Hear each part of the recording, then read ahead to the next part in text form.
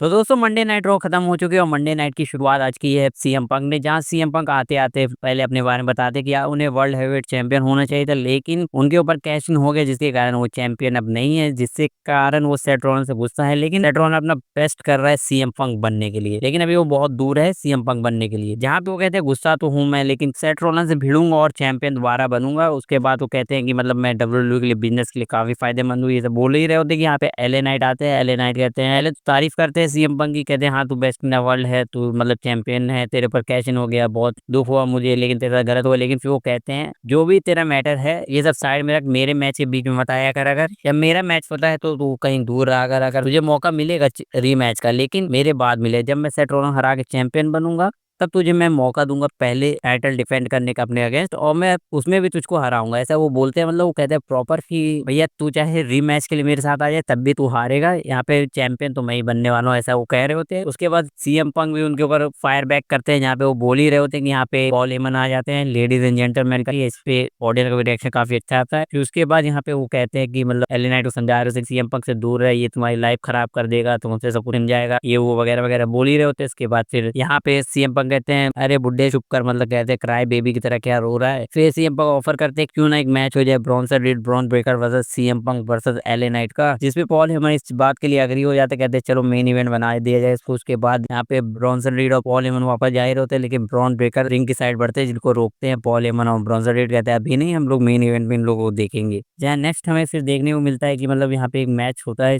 Dominic Mysterio El Grande Americano versus AJ Styles और Dragon Lee का, जहाँ पे इस मैच में काफी सारा एक्शन देखने को तो मिलता है, लेकिन यहाँ पे चीटिंग होनी तो कंपलसरी थी। तो यहाँ पे एल ग्रांडो अमेरिकानो अपने साथ स्टील प्लेट लेके आते हैं, उसको गिराते, जिस चीज को डोमिनिक मिस्टीरियो ग्रैब करते हैं और अपने मास्क में लगाते। तो यहाँ डोमिनिक मिस्टीरियो उस प्लेट का इस्तेमाल करके एजे स्टाइल पे हिट करते हैं अपने हेड से, जहाँ पे इस चीज का फायदा एल ग्रांडो अमेरिकानो को मिलता है। पिन फॉल करके इस मैच को जीत लेते हैं डोमिनिक मिस्टीरियो और एल ग्रांडो अमेरिकानो, जहाँ एजे स्टाइल की ये दूसरी हार है डोमिनिक मिस्टीरियो के खिलाफ।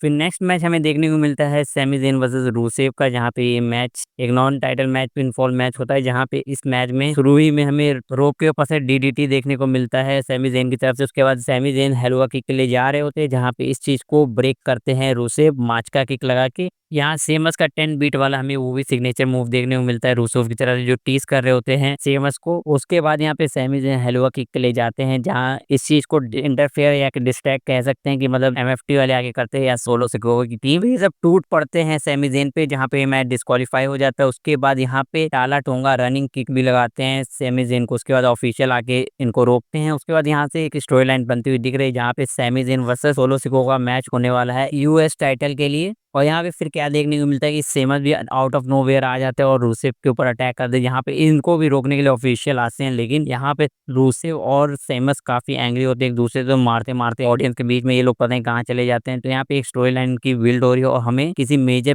पेपर व्यू में इनका मैच देखने को मिल रहा है, जहाँ पे स्टेपुलेशन होगा और इनका मैच का फ्यूड वहीं पे खत्म होगा। अब नेक्स्ट हमें बैक स्टेज एक प्रोमो देखने को मिलता है जो प्री रिकॉर्डेड होता है, जहाँ पे ब्रॉन्सन रीड कह रहे होते हैं कि मैंने सेट रॉलिंस को सुनामी पे सुनामी लगाई, जहाँ पे मैंने उसका रिस्पेक्ट अर्न किया। फिर वो रोवर रेन को ऐसे टीज पे कह के कहते हैं कि मुझे तुम्हारा रिस्पेक्ट नहीं चाहिए, जहाँ पे तुम रिस्पेक्ट करो ट्राइबल चीफ को, यानी वो खुद को बता ही रहे होते हैं, जहाँ पे उनका सिग्नेचर मूव भी करते हैं जो एक्नॉलेज वाला साइन होता है। तो यहाँ पे एक फ्यूड बनती हुई दिख रही है कि मतलब ब्रॉन्सन रीड फेस करेंगे रोमन रेन को क्लैश इन पेरिस में, कुछ ऐसा तक बनता हुआ दिख रहा है। इस पे आपका क्या कहना है कमेंट बॉक्स में बताइए। फिर नेक्स्ट हमें देखने को मिलता है ईओ स्काई वर्सेस रॉक्सन पर्च का मैच। यहाँ पे इस मैच में ईओ स्काई को हार मिलती है, क्योंकि यहाँ पे आबोकी वॉरियर डिस्ट्रैक्ट कर देती है मैच में, यहाँ पे हेल्प के लिए वो आती हैं, लेकिन इस चीज का एडवांटेज रॉक्सन पर्च को मिल जाता है, यहाँ पे वो पिन फॉल करके इस मैच को जीत लेती हैं। फिर इन्हीं सब के बीच में बैक स्टेज देखने को मिलता है कि ईओ स्काई एंग्री होती हैं आस्का से और कायरी सेन से, क्योंकि उन्होंने मैच में इंटरफेयर किया, जहाँ पे उन्होंने मना किया था कि मुझे हेल्प की जरूरत नहीं। यहाँ पे इस चीज पे आस्का गुस्सा होकर ईओ स्काई को धक्का दे देती है। फिर कायरी सेन थोड़ा कंफ्यूज होती है कि मैं अब किसका साथ दूं। यहीं पे रिया रिफ्ली भी आती है, मैनिपुलेट करने की कोशिश करती है ईओ स्काई की कि ये लोग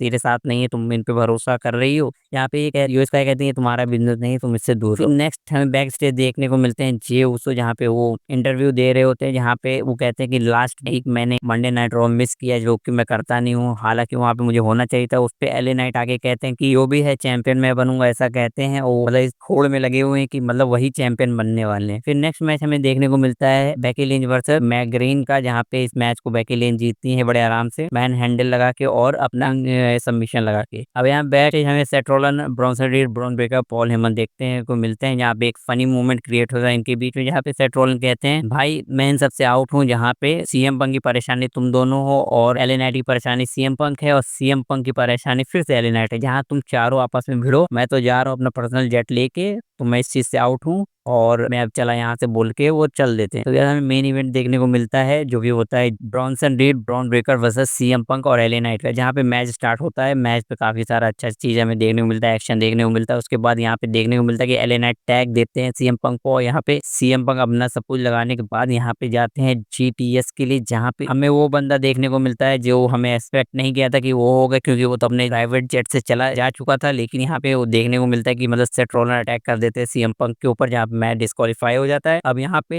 सीएम पंक एलए नाइट पिट रहे होते हैं, तो इस चीज को बचाने के लिए जिमी उसे यहाँ पे आते हैं चेयर लेके, जहाँ पे ब्राउन ब्रेकर के ऊपर पहले हमला करते हैं चेयर से, फिर उसके बाद सेथ रॉलिंस पे हमला करने जाते हैं, लेकिन सेथ रॉलिंस भाग लेते हैं यहाँ से। उसके बाद ब्रॉन्सन रीड को उठना पड़ता है, जिमी उसो से बैक पे उनकी चेयर पड़ती है और रिंग से बाहर जाते हैं। यहाँ पे फिर एडम पियर का अपीयरेंस होता है। एडम पियर अब यहाँ पे क्लैश इन पैर से मैच ऑफिशियल कर देते हैं सेथ रॉलिंस का, जिमी उसो, एलए नाइट और सीएम पंक का, जहाँ पे ये फैटल 4-वे मैच बना देते हैं सेथ रॉलिंस के लिए, जो डिफेंड करेंगे अपना टाइटल क्लैश इन पैर से, जिस चीज से सेथ रॉलिंस बड़े परेशान है। अब यहाँ पे क्या होता है कि एलए नाइट सीएम पंक आपस में लड़ भिड़ रहे होते हैं, जिसपे जिमी उसो सॉरी जे उसो उनको रोकने की कोशिश करते हैं। अब जे उसो यहाँ रोकने की कोशिश और गलती से एलए नाइट का हाथ लग जाता है जे उसो के ऊपर, जिसपे जे उसो गुस्सा होकर एलए नाइट के ऊपर लड़ने लगते हैं। ये तीनों आपस में भिड़ रहे होते हैं कि जिस चीज का फायदा यहाँ पे सेथ रॉलिंस की टीम को होता है। सेथ रॉलिंस की टीम इन लोगों को बजाती है, जहाँ पे एलए नाइट को पहले स्पीयर पड़ता है ब्रॉन ब्रेकर से, सुनामी पड़ता है जे उसो को ब्रॉन्सन रीड की तरफ से, और यहाँ पे सीएम पंक को पड़ता है स्टॉर्म, जो कि लगाते हैं सेथ रॉलिंस। और यहाँ पे स्टैंड अलोन करती है सेथ रॉलिंस की टीम, और ये मंडे नाइट रॉ यहीं पे खत्म हो जाता है।